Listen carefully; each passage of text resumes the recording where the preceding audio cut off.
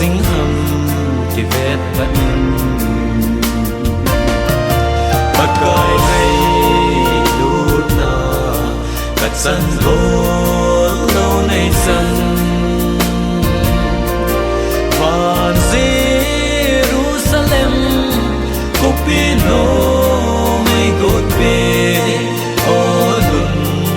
kalkanga lalnge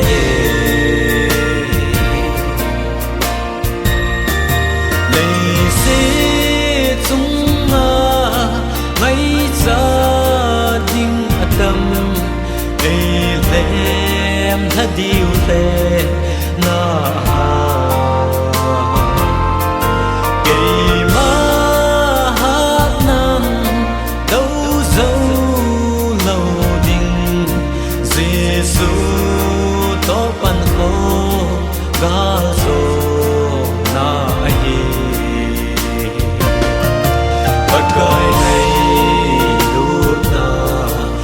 sân vốn lâu nay sân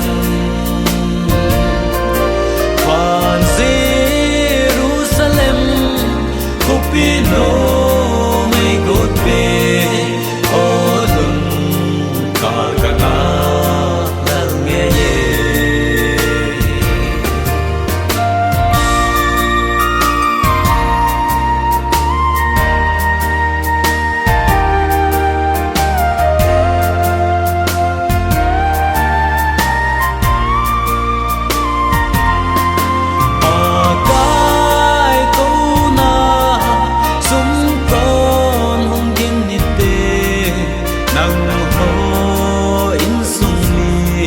akim na dem dalahi kha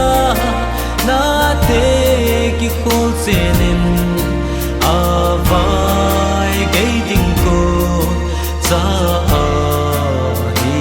ai pakai nei lut na kat san